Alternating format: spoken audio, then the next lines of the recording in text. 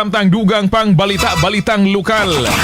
Kritikal gihapon hangtod karon ang kahimtang sa usa ka inahan nga giilang si alias Lenlen nga ginatambalan karon sa intensive care unit kun ICU sa Davao Regional Hospital sa Tagum City, Davao del Norte.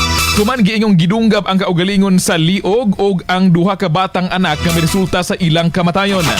Sumala sa spokesperson sa Davao de Oro Police Provincial Office nga si Police Captain Jusibel Abilion nga subay sa initial nga assessment sa kapulisan adunay giingong background ang pamilya nga nagpakita og posible nga suicidal tendencies.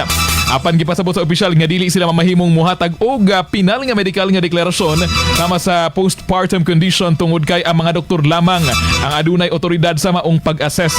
Sa report, ang mga biktima mao ang usa ka 3 anyos nga lalaki ug usa ka 7 ka bulan nga masuso nga parehong adunay mga samadinong gaban. Nasaran nga adunay panaglalis ang mag-live-in partner so wala pa nahitabo ang maong krimen ug una kini bibiyahe sa iyang trabahoan. Sa karon giandam na sa bana ang pag-execute og affidavit of disinterestedness or di na siya mo kaso kasama batok sa iyang kapikas. Giklaro sab sa kapulisan nga ang mental health concern wala na lakip sa 8 focus crimes nga ginamonitor sa PNP labi na sa kadaghanan nga suicide incidents mahitabo sulod sa panimalay. Busa na nawagan ang kapulisan sa mas ligon nga panagtinabangay dali sa health office o religious groups aron nga matubag ang nagkadako nga issue sa mental health sa komunidad. Tatak RMN.